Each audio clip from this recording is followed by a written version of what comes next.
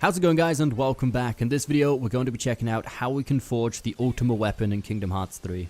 So the Ultima Weapon is by far the best Keyblade in the game, but as you may have expected, it's also the most difficult to get. The only way to obtain this weapon is forging it at the Moogle Workshop, but if it's not showing up for you to forge in the menu, that's for a very simple reason. To unlock the blueprint to even try to forge this, we need to have collected at least 58 different type of materials. Now once we've collected 58 different types of materials and we've unlocked the possibility to forge the Ultima Weapon, we'll notice we need 7 Orichalcum Plus, we'll need 2 Wellspring Crystals, 2 Lucid Crystals, and 2 Pulsing Crystals. The Orichalcum Plus is going to be the most tedious to obtain, as there's only 7 in the entire game and we're going to need every single one of them to be able to forge this weapon. We'll jump into the location of all of the Orichalcum Plus in just a second. First, let's take a look at how we can obtain all the crystals. Now luckily for us, the Wellspring Crystals are very easy to farm in a specific location, which I'll show you in just a second. And the Lucid Crystals and the Pulsing Crystals, if we go over here into the forging menu, we can see we can actually create them by using Wellspring Crystals as well as gems, stone, and shards. This is really useful for us because it means we only really have to farm Wellspring Crystals more than anything, and hopefully we should already have enough gems and stones and smaller shards of the Pulsing and Lucid Crystals. If you don't have any shards or stones, don't panic, I'll also be showing you where to obtain some of those, though you will most likely already have some at this point.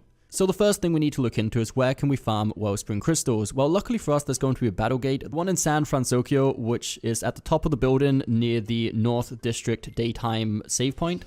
If we go all the way to the top here, we'll find a Battlegate, and many of the enemies we defeat inside this Battlegate are going to drop actual Wellspring Crystals already formed, as well as obviously shards, some lightning gems, and stuff like that as well. And even if we do this with no other setup, it's going to be pretty quick, but there's a way to make this even more effective. The first thing we need to do is we'll use the favorite deputy Keyblade. This weapon has Lucky Strike, which means it's going to be more likely for the enemies to drop rare items, which is going to increase the chance of us getting Wellspring Crystals from the enemy's drop rate. Another thing we can do to increase our chances of getting more crystals quicker is by using the Lucky Ring. The Lucky Ring is going to be another accessory which also has Lucky Strike, and to obtain this we simply need to send off the postcards we get from buying stuff from the Moogle shop at the post box in Twilight Town.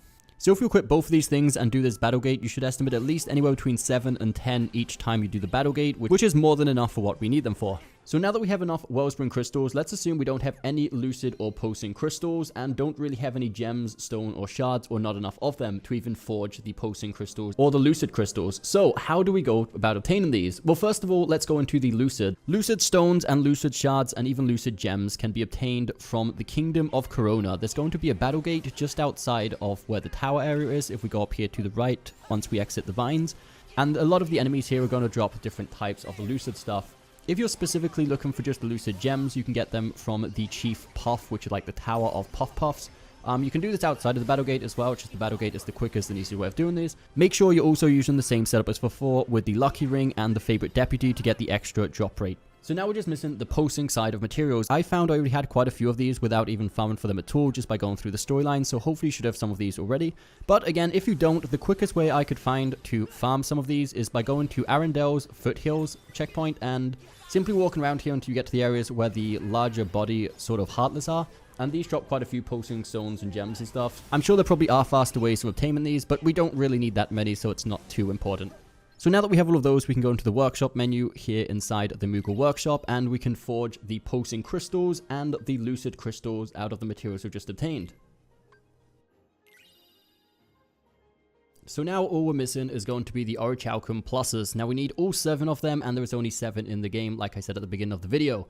So let's quickly jump into the location of each of them, shall we? The first Orichalcum Plus we can obtain is very easy. It's simply from the chest in the Final World. In case you didn't pick this up in your first visit to the Final World, you can revisit the Final World by going to Keyblade Graveyard and using the red Battlegate at the starting area to go back to the Final World. It's the only chest there, and that's going to be the first Orichalcum Plus.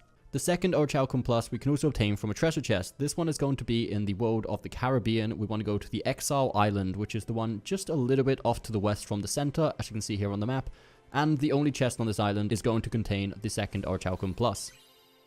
For the third one, we're going to need to photograph 80 of the lucky emblems. So once we photograph 80 of the lucky emblems throughout the world, it will automatically give us the third Orichalcum Plus. One of them is going to be a random reward we can get for sending off the postcards at the Moogle shop. The next one we can obtain for collecting all 10 of the treasures while playing the Frozen Slider minigame in Arendelle.